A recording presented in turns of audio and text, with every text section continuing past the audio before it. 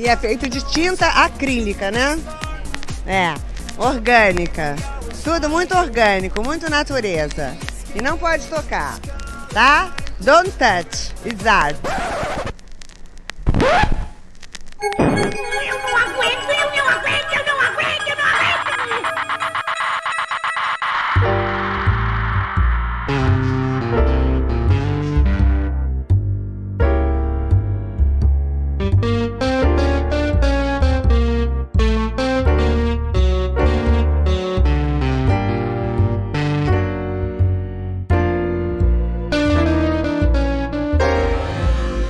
Olá, aqui é Fabiana Pedroni e tá começando mais um Não Pode Chorar, um derivado do Não Pode Tocar. Este é o nosso primeiro episódio do Não Pode Chorar na 4ª temporada. O Não Pode Tocar é um podcast em que a gente conversa sobre teoria, história, crítica, prática e arte e temas afins. Aqui no Não Pode Chorar, nós contamos algumas desventuras da vida e pensamos em maneiras criativas de lidar com elas. No nosso feed você encontra também o Pataquadas, no qual a Alana de Oliveira repercute as principais notícias do mundinho da arte, e com colunas abertas de Denis Almeida e Camila Saloto. Se você chegou aqui agora, saiba que a gente está presente em todos os agregadores de podcasts, em todas as plataformas comumente usadas para ouvir música, como o Spotify e o Deezer. Você pode receber os nossos episódios até por e-mail, ou assistir no YouTube, ou ainda ouvir no site notamanuscrita.com. Todos esses links estão na postagem original deste episódio, em notamanuscrita.com.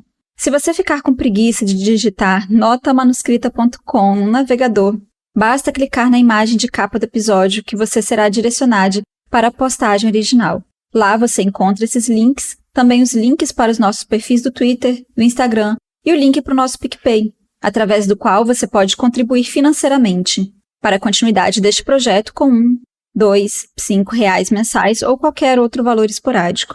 Se não der para contribuir financeiramente, só de seguir os nossos perfis e compartilhar este episódio já é uma grande ajuda. Bom, chega de recados iniciais, vamos para o episódio de hoje, porque ele tá denso. A gente vai tentar entender um pouco por que a gente não está conseguindo se mover e o que a gente pode, talvez, fazer para não afundar para longe da nossa humanidade.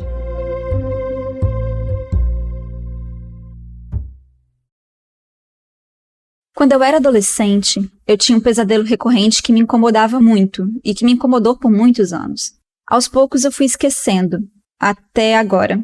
Essa semana Rodrigo me disse: Fabiana, é contigo, você consegue gravar o Não Pode Chorar? Um flash do pesadelo apareceu na minha mente. Não pode chorar, ele não me dá pesadelos e às vezes nem Rodrigo.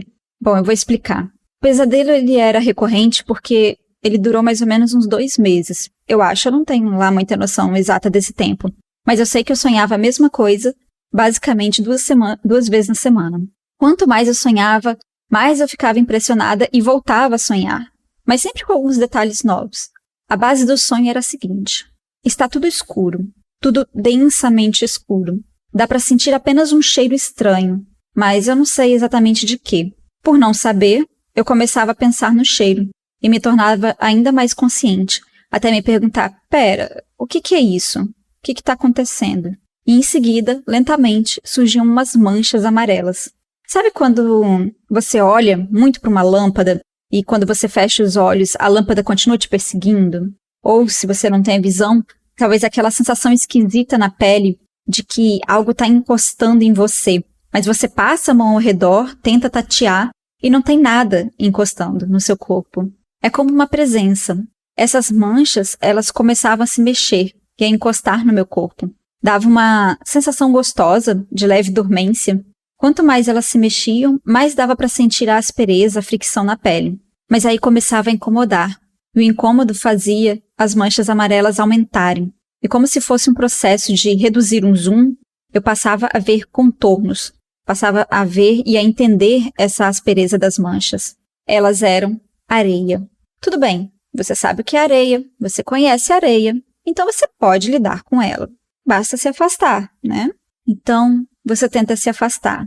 Você se sacode, tenta focar na agonia da pele, e aí você começa a sentir a areia. Mas tudo é areia. Você é areia. Mas calma. Aí vem as agonias vão se juntando. A areia não pensa em areia. Não, eu não sou areia. E aí você se sacode ainda mais, foca nessa agonia da pele e começa a ver a sua própria pele. Este é o seu braço, estas são suas mãos. Agora você pode jogar a areia para longe de si. Mas não adianta, é muita areia. Você ainda pode correr, agora que tem um corpo. Com muito esforço percebe o seu quadril, sente suas pernas, mas não as vê, porque a areia até para cima do joelho. Assim que você entende onde está o seu corpo, a areia se aquieta. Tudo fica parado. A areia não voa mais ao redor do seu corpo, e o que voava repousou até quase seu quadril. O cheiro também sumiu. A areia tornou-se mais nítida, num amarelo bem vibrante e quente. Sem ouvir nada, a agonia aumenta, a respiração dispara. Você olha por um longo período o limite da areia em seu corpo. Quando levanta a cabeça, leva um susto. O enquadramento mudou. Agora você vê a longa distância, toda a paisagem. Você está num gigantesco buraco, uma cratera, como se ali tivesse caído um meteoro. A princípio você quer chorar e gritar, mas não consegue. O caminho para fora não era assim tão íngreme, então é um buraco profundo, mas a sua dimensão faz essas paredes parecerem morros. Bom, humanos conseguem subir morros. Ora, então você ri e começa a se mexer. Sacode aqui, ali, o quadril vai soltando, as pernas se mexendo, e você consegue dar os primeiros passos. No 5º passo, mais ou menos, você começa a correr. Então você afunda. Quanto mais você corre, mais você afunda. Afunda mais que antes e a areia chega até o seu umbigo. O pânico bate. A frustração te faz ouvir a areia comer seus pés. O formigamento não é nada prazeroso. Você se debate, grita, me solta, e a areia só sobe. Já está perto do peito. Seus pés começam a queimar. Você tenta enxergar, mas é tudo areia. No desespero, você afunda o braço direito em socorro dos pés. Alcança o pé direito, coça como se fosse arrancar a pele fora. No coçar e se debater, você puxa a perna direita com tanta força que o seu corpo fica todo torto na areia, como se você mesmo tivesse se repuxado para fora. No coçar e se debater, todo o seu lado direito agora está fora da areia. Você está deitado nela, com o lado esquerdo preso. O medo de ver a areia tão de perto te paralisa, o rosto já encostado na areia. O zoom aumenta e a areia brilha. Nada disso faz sentido.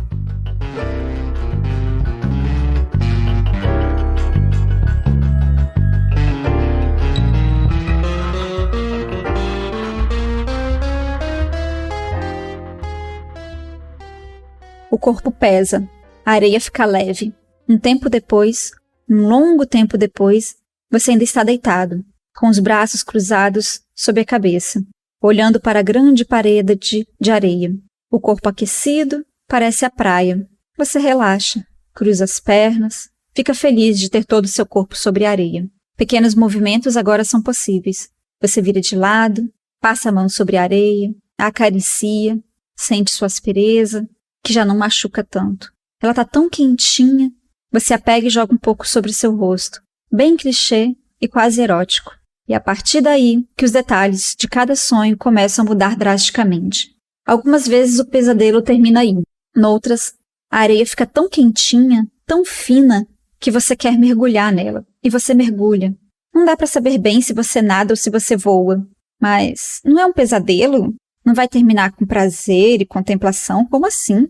Muitas vezes o terror vem no acordar, no recordar do sonho. Você pensa na agonia de não conseguir sair da cratera, de não compreender o que faz ali e onde estão as outras pessoas.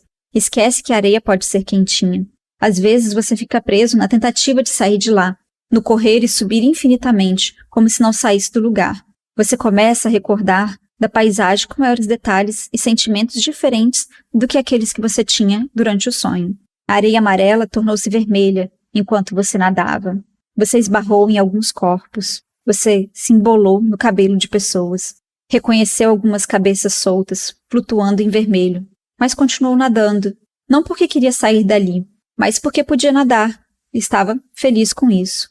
O pior desse pesadelo, para mim, não era estar presa. Era a intensificação da indiferença. Num dia, eu sonhei que vi os cabelos de minha mãe na areia. Fiquei rapidamente triste, no sonho, mas ela não estava presa. Foi assim que eu pensei. Ela não se mexia e eu só alcançava os cabelos. Bom, eu pensei no pesadelo. Será que ela gostaria de ter a areia quentinha sobre seu corpo? Então eu jogava mais areia ao redor dos seus cabelos. E mais areia, e mais areia. Eu acordei apavorada. A decepção comigo mesma era aterrorizante. E justo nessa semana, eu lembrei deste pesadelo. Justo nessa semana que gravo um Não Pode Chorar. Justo nessa semana que completa um ano de pandemia para mim. Desde o dia 17 de março de 2020, eu estou isolada. E sei que muitos também estão, resistindo e se esforçando. E não está nada fácil. Quando eu me lembrei deste pesadelo, eu me perguntei, por que paralisamos? O quanto mudamos neste um ano? O último Não Pode Chorar, que gravei, o de número 23, sobre como não perder o encantamento, ainda está reverberando muito forte dentro de mim. É como se fosse uma luta constante de resistência e encantamento com um mundo que não nos responde mais de volta. Talvez este seja o Não Pode Chorar mais curtinho que eu já fiz, porque eu não estou bem, nós não estamos nada bem. Eu não me sinto confiante para uma fala mais extensa, nem profunda, porque quanto mais profunda, mais a fala nos atravessa. Eu acredito que eu não precisarei aqui, depois de um ano, fazer analogias sobre o sofrimento pelo qual passamos. Até porque eu não acredito que existam ouvintes negacionistas aqui comigo. E se tiver, eu não sei como você chegou até aqui, nem porque ainda está me escutando. Todo dia tivemos uma nova decepção, uma nova ferida que não está tendo tempo de cicatrizar. Afundamos em trabalho, num esforço constante de estar junto mesmo distante. Essa semana eu li um tweet que falava: ninguém me disse que em processo... Alguma coisa assim, né? Desculpem, gente, não vou lembrar agora exatamente, mas era algo do gênero. Ninguém me disse que durante uma ditadura ou durante uma pandemia a gente precisaria continuar a trabalhar e continuar a pensar em rendimento. Bom, a gente viu um genocida debochar do sofrimento daqueles que não conseguem respirar. Acompanhamos a retirada de direitos, o massacre de minorias. Acompanhamos isso todo dia, todo instante, intercalando sofrimento com trabalho, memes engraçados e vídeos de gatinho. Enquanto eu escrevo essa difícil pauta, eu recebo um encaminhamento de post de Instagram, uma live que vai falar sobre, abre aspas, como lidar com tudo isso ao mesmo tempo, de forma leve e resiliente. Eu entendo as tentativas aqui também, estamos tentando, resistindo, mas é muito difícil compreender o que implica a leveza, flutuar, nadar entre corpos. Ser resiliente, essa palavra que era tão pouco usada e agora está num ápice de coaching, porque ela é nossa capacidade de adaptação. Na física, é a capacidade de retornar a uma forma original depois de uma situação de estresse. Sério mesmo? Voltar ao que era antes? O que significa se adaptar-se? Eu não estou dizendo que não devamos sobreviver, mas pensar porque estamos parados é importante. Alguns não se movem porque são negacionistas e para eles não está acontecendo nada de diferente. Já outros não se movem porque a morte do outro não significa nada. Podem até chorar por um ente querido, mas a responsabilidade da morte é o acaso da vida. Todos vamos morrer, é o que dizem. Uma parcela deles até acha a pandemia lucrativa de certa forma. Barateia a mão de obra quando o desemprego aumenta. E esse processo de insensibilidade vai nos abatendo. Hoje minha mãe chegou super cansada e decepcionada. E ela disse que precisou ir na farmácia com certa urgência. Na primeira farmácia, o atendente estava com a máscara já quase no queixo. E aí ela nem entrou. Na segunda farmácia, o atendente puxou a máscara na hora que a viu. Aí ela foi, comprou o remédio. Numa farmácia. É muito complicado. É muito difícil você lidar com esse processo. Mas e nós que estamos em isolamento, que sofremos a cada novo recorde de mortos, que entendemos minimamente o que a pandemia e o genocídio implicam? Eu vou dizer o que pensei quando me fiz a pergunta de por que eu estou letárgica, presa nesse estado de cansaço, sem energia, com cada vez menos capacidade mental e motivação para lutar e resistir. Porque eu me decepcionei. Até aí nenhuma surpresa, né? Ouvimos tantos absurdos, tantas e tantas vezes que, aos poucos, não nos surpreendemos mais. Essa decepção, ela tem 2 graves sintomas. Ao não nos surpreendermos, encaramos o absurdo como normalidade. E logo, não há por que lutar. Vão congelar salários de servidores públicos por 15 anos. Você quer debater com os professores, seus colegas de trabalho, mas eles só fogem do assunto. E dizem que vai ficar tudo bem, tudo vai passar. E aí você é isolado. Lutar? Como? Para quê? Segundo, que se nos decepcionamos com as pessoas, cada vez mais, e poucos vão restando ao nosso lado, também já acostumados com o absurdo, Não há por quem lutar. Eu sei que o comparativo parece bobo, mas para quem já morou sozinho ou ficou sozinho uns dias, como que foi sua relação com a comida, com o alimentar-se? Sabe quando só você vai almoçar e bate aquela preguiça, um desânimo, e aí você faz qualquer coisa, e os dias vão passando e você continua fazendo qualquer coisa. De noite, já cansada do trabalho, só abre um pacote de biscoito, pega um copo de água e come ali bem quietinha vendo uma série. É muito difícil desenvolver o hábito de cozinhar bem e coisas gostosas só para um. E mesmo quando você aprende, com muito custo e tempo, que é importante se alimentar direito, mesmo estando sozinha, é um passo muito curto para desaprender e voltar a uma rotina de afundamento e desleixo consigo mesmo. É muito difícil dizer que você vai se mover, vai sobreviver por você mesmo. Vou ficar só mais um pouquinho aqui, vou chorar só mais um pouquinho, vou trabalhar e deitar aqui, só mais um pouquinho. Se você não mora sozinho, pode ser que depois de um ano você já esteja se sentindo sozinho, porque a rotina pesa, nos faz esquecer que comeremos juntos no almoço. A decepção com outras pessoas faz apagar a admiração que você tinha daqueles que resistem com você, porque passamos a espelhar o desânimo de nossa existência na existência delas, como se aos poucos as estivéssemos apagando, como se aos poucos apenas a decepção e a letargia importassem. Sabe aqueles filmes apocalípticos em que a gente fica naquela expectativa? Não, mano, não faz isso, não vale a pena. Olha como que essas pessoas estão se comportando. Não abre essa porta, não salva esse povo, você está se arriscando à toa. Fica na sua. Mas eu não quero comer biscoitos. E esse eu não pode chorar, não é mesmo? O que eu posso dizer depois de situá-los dentro deste enorme buraco de areia? Encontre aqueles por quem você quer lutar. Sim, eles existem. E não são apenas as pessoas que você mantém seguras dentro de casa. Há umas semanas eu luto contra essa letargia e devo muito aos que divulgam as máscaras de PFF2 no Twitter. Foi lá que encontrei pessoas preocupadas e cansadas como eu. Foi lá que entendi que a decepção não é com a humanidade, não é com uma generalização que nos arrasta para o fundo do buraco. Eu preciso reaprender que há pessoas no mundo. Preciso reaprender que há, sim, uma responsabilidade individual no uso de máscaras e cuidados, mas principalmente que é uma responsabilidade pública, governamental.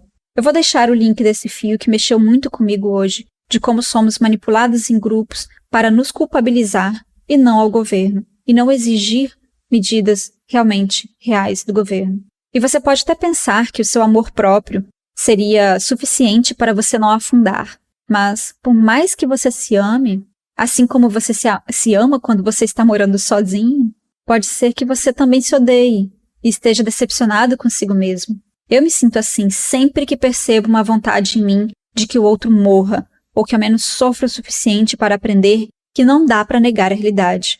E aí, afundamos ainda mais. Esse lutar que eu falo vai desde ações diárias, pequenas, de estar presente no mundo, de conseguir fazer suas tarefas diárias, em estar em contato com o outro, para que o outro também tenha energia para sobreviver, até um movimentar-se em grupo, exigir direitos que nos estão sendo retirados. Teve um dia que eu liguei a câmera para o meu irmão, e enquanto eu fazia um pão, a gente ficou conversando. Passamos a tarde inteira assim. Às vezes, as telas nos cansam. Você trabalha diante de telas, você se informa diante de telas, você se distrai diante de telas. Isso é muito desgastante. Então, não olhe para ela. Ligue e siga sua rotina básica. Compartilhe um momento.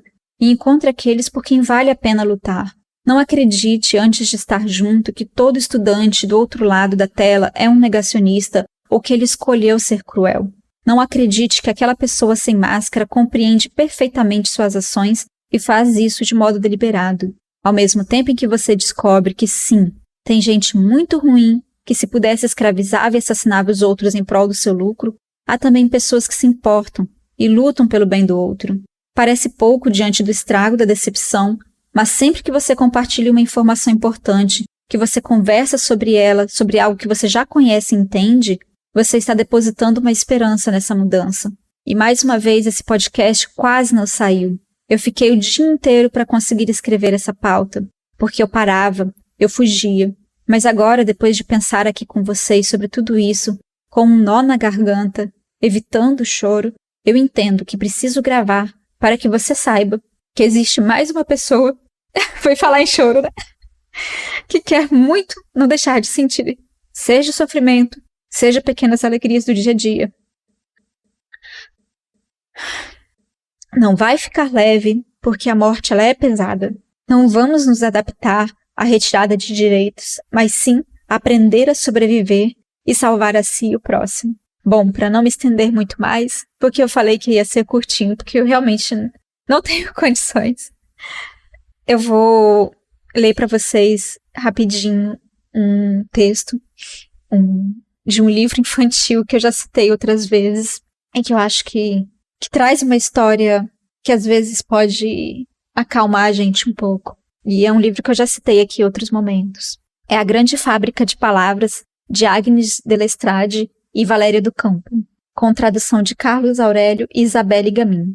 Bom, a história diz assim: existe um país onde as pessoas quase não falam. É o país da grande fábrica de palavras.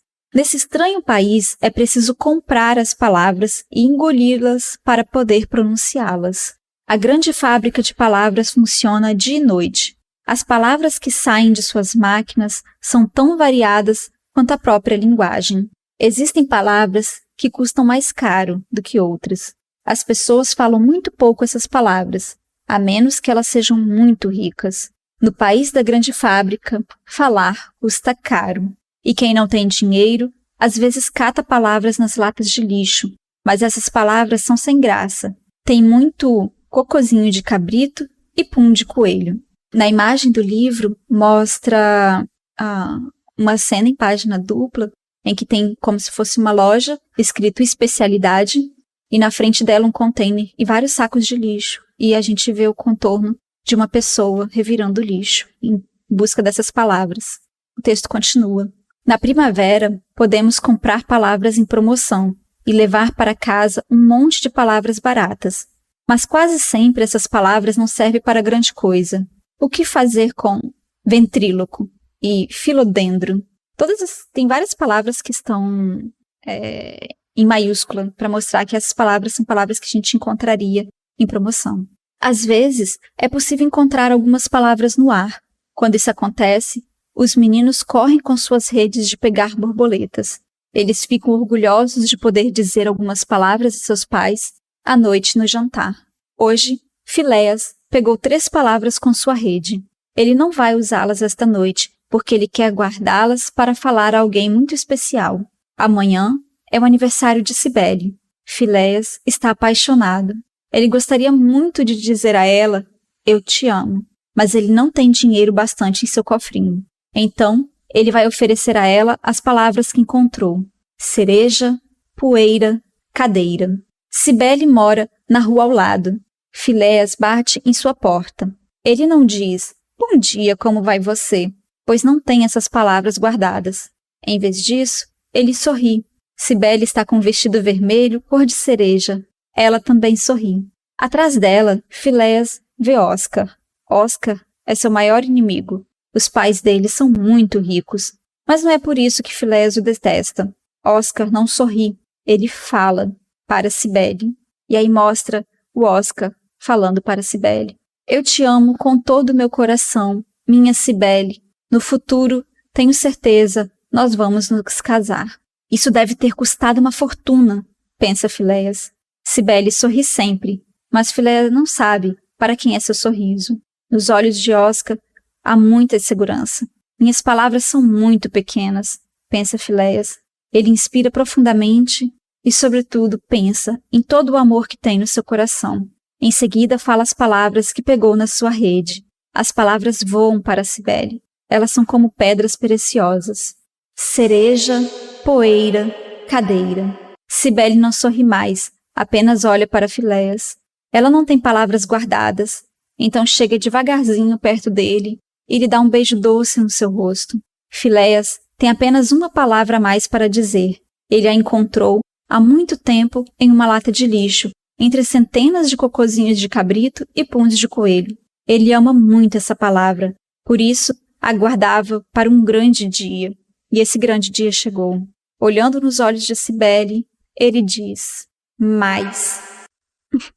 E assim termina a história. Tem algo dentro dessa história que mexe com a gente, que atravessa a gente nesse momento.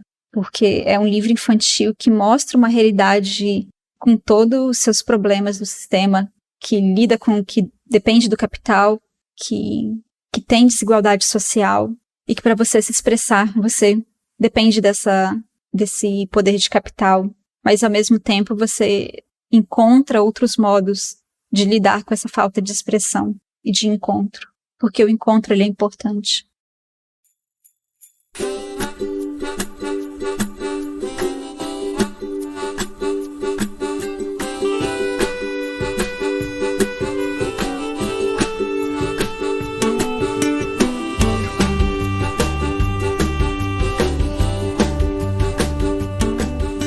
Bom, tá aí, encerrando mais um Não Pode Chorar. Se você concorda, discorda, gostou, não gostou que eu apresentei aqui, por favor, fala com a gente. A gente tá lá no Twitter e no Instagram como @nãopodetocar e por e-mail em naopodetocar@gmail.com. Lembre-se que o D de pod é mudo. Os demais perfis dos participantes do Não Pode Tocar estão todos linkados na postagem desse episódio, assim como outras referências. Acesse notamanuscrita.com e confere lá essas informações e contos, crônicas, críticas, resenhas, artigos que nós publicamos. No final da postagem você vai encontrar o link para o nosso PicPay. Considere a possibilidade de contribuir financeiramente com a gente, ou com qualquer valor esporádico, com 5, R$2, enfim. Nosso perfil do PicPay também é @nãopodetocar. Antes de me despedir, eu tenho que dizer obrigada por ter vindo até aqui, me escutado até aqui, nesse momento que é tão difícil gravar podcast e continuar falando sobre arte, sobre vida e sobre resistência. E eu preciso dizer o que aconteceu antes de terminar esse episódio. Eu escrevi o texto, passei o dia escrevendo o texto, agora são 4:30 da manhã, agora que eu fui gravar o episódio, porque eu estava com muita raiva. Eu não estava conseguindo gravar, não estava conseguindo me concentrar, porque eu passei todo esse processo de pensar sobre o estar sozinho, a importância do encontro com o outro, do conversar, do expressar-se para o outro, para manter a energia, para ter por quem lutar. E aí, eu me decepciono com as pessoas. Eu tenho vontade de matar uma pessoa. Gente, não tá fácil. Então, se cuidem, tenham muita paciência e vamos que vamos. Por hoje é só. E se nada der muito errado, semana que vem a gente tá de volta. Valeu, tchau, tchau.